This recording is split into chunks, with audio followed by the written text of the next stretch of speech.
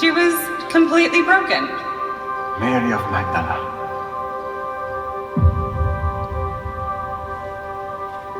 What deliverance looks like to me is something a little more complex and takes time.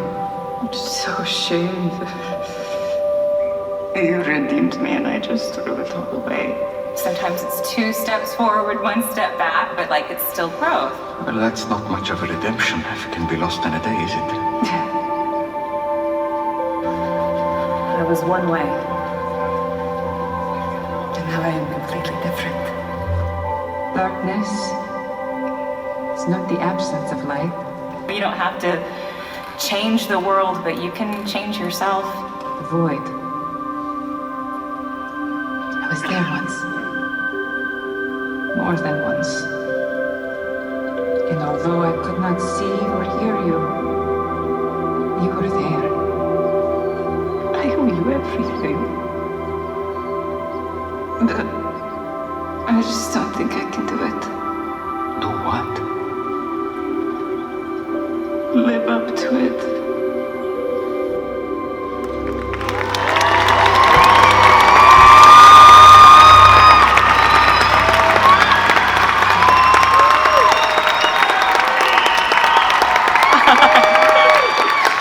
Hello, everyone. Thank you so much for having us. Oh, this is such a blessing. I am here today to talk about Mary Magdalene. I've been asked so many times in so many different interviews, how has playing this role changed your life and changed your faith? And I want to say in every imaginable way it has. But I want to start by talking about Mary's journey. And I'm assuming you've all seen The Chosen. You're here. When we first meet her, of course, she goes by a different name. She goes by Lilith. She's possessed by 7 demons. She's struggling with alcohol addiction and PTSD from a trauma that she experienced from an assault from a Roman soldier, and loss, grief, losing her family members. We just see her at this lowest point where she's suicidal and cannot imagine a way forward. And of course she meets Jesus, and really rather he meets her, he pursues her. He calls her by name, he sees her. He sees past all of the blocks she has up to protect her from even more pain. He sees through that and sees into her heart. He calls her by name, and she is redeemed. But what I love about this show is its depiction of growth as a very complicated pattern and a very complicated path where, yes, sometimes it is 2 steps forward, 1 step back. She is redeemed. But then she also gets triggered in season 2. She has so many different little triggers that she ends up going into a relapse. And we actually have a clip to remind us of this moment. Are you, Lord our God, King of the universe, whose world lacks nothing, and who made wondrous creatures and good trees, through which he brings pleasure to the children of Adam. If I ascend to heaven, you are there. If I make my bed in your depths, you are there. If I ascend to heaven, you are there. If I make my bed in the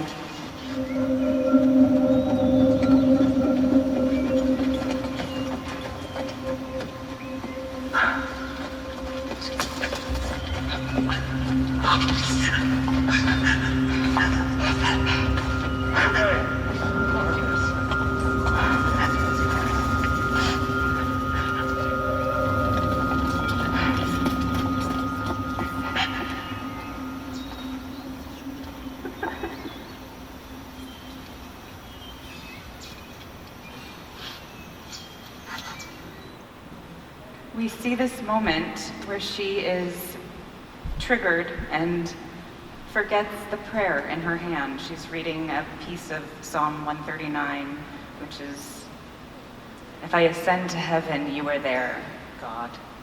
If I make my bed in the depths, you are there. Which is something that I don't know if any other character fully understands, knowing that she has experienced such darkness and despair. Of course, she relapses, she goes and she runs away from camp, she gets drunk, she plays poker, she's kind of out of her mind for a moment, but of course she comes back and she comes and speaks with Jesus. And she admits to him she can't live up to the redemption that he gave her. She doesn't know how to repay him. And we'll share one more clip of one of my favorite lines from the entire show.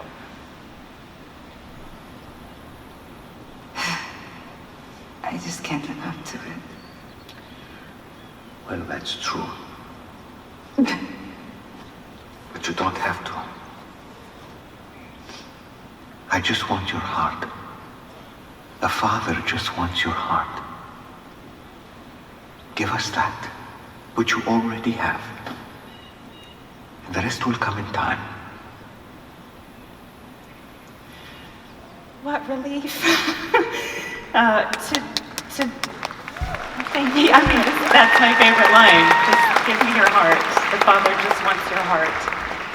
Sometimes it's so easy to get mixed up and complicated in your life and the struggles of life and not doing things the perfect way or the right way. And for Jesus to remind us that he just wants our heart and to start there. And we get the pleasure of getting to watch Mary Magdalene in the next few seasons start doing everything with her heart, and in the way that he sees her, she starts kind of seeing other people in their grief and their pain. And I feel like because of her past, because of the pain she's gone through and her understanding of grief and shame and fear, she's able to recognize it in other people. And when she recognizes it, she's able to be there and grieve with them. And I've gone through the seasons and found some scenes that kind of illustrate that, where she's bearing witness to other people's pain. We'll watch that. I don't know what it's like to go through what you have, but I have been through enough to know that you need to grieve.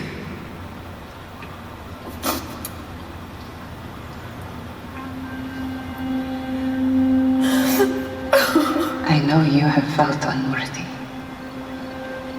Matthew, I know you felt unworthy. But it is time.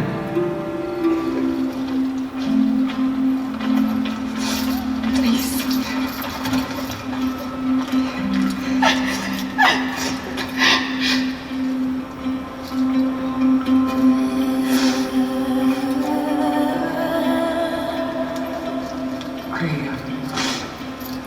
I lost my father suddenly too.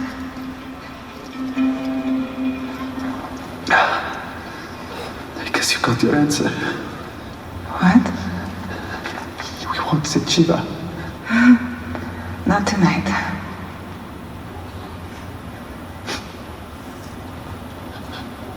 But I still feel grief. I feel it too.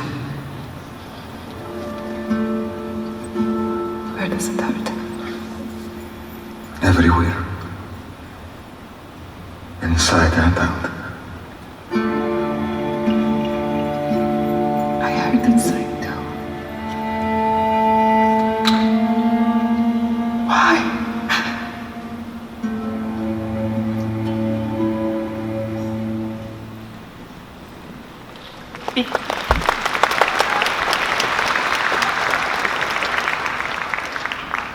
We see these scenes and we see this woman who used to be completely isolated, totally isolated, lonely, scared. And now she's in this wonderful group of loving people, and they're all going through their own individual suffering and pain. And she gets to be there for them. She gets to bear witness to their pain. And So my husband is a veteran of the Iraq and Afghanistan wars. He's a Marine.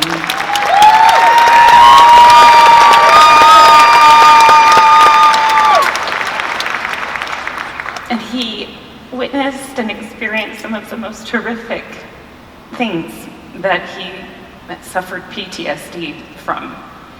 And he has gone through so many different types of therapy.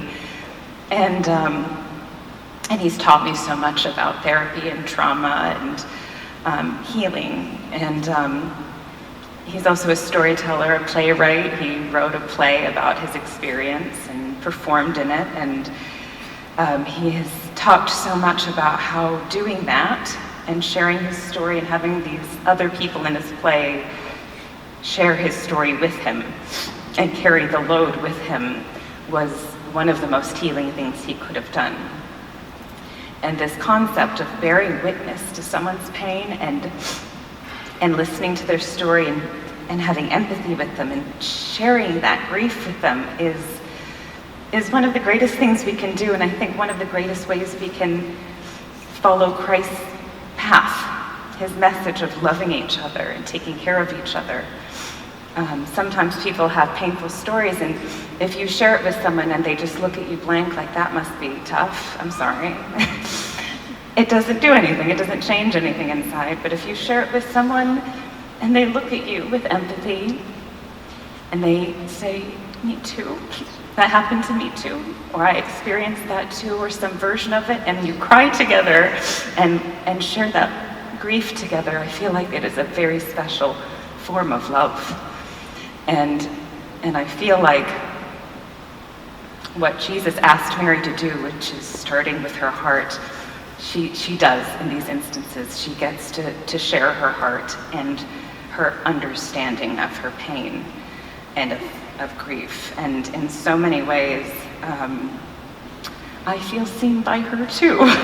2,000 years later, this character, when I first read this script and I saw what she was going through, I was going through some very similar things at that time. And I was struggling with depression, I was struggling with addiction and drinking and numbing myself in chronic pain and making bad decisions that I knew would hurt me, and a certain self-destructiveness that I saw in Lilith. And I didn't really know what the next day was going to look like ever. I was very alone.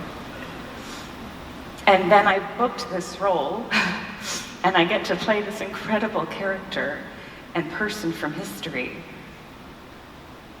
who is known for bearing witness.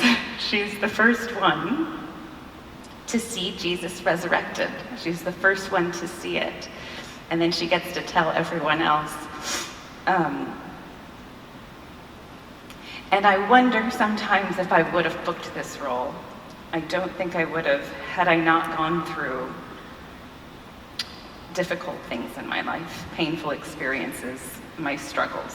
If I had not experienced constant nightmares growing up into my 20s, if I had not experienced assault,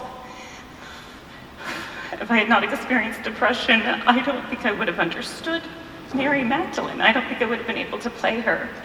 And so I think back on that first clip where Mary is reciting, if I go to the heavens, you are there. If I make my bed in the depths, you are there. I realized that in those dark moments in my life, God was with me.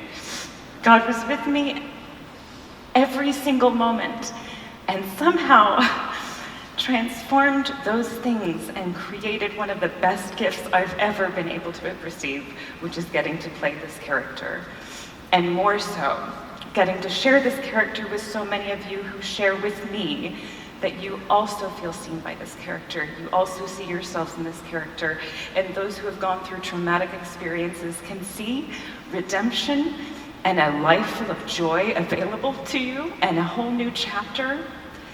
And that is an incredible gift to me. Thank you, guys.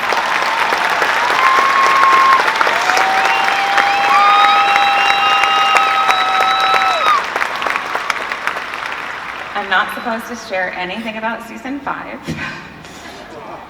but I have a tiny little scene for you guys that I got approval for. And it's a similar situation in which Mary sees a Roman soldier. She's alone, none of the gang's around, she's alone, and she sees a Roman soldier, and we get to see after all these seasons and all of her experience what she does very differently.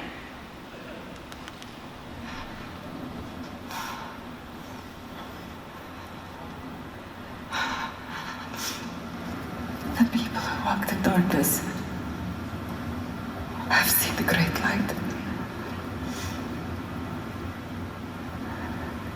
Those who dwelt in the land of the shadow of death, upon them a light has shined.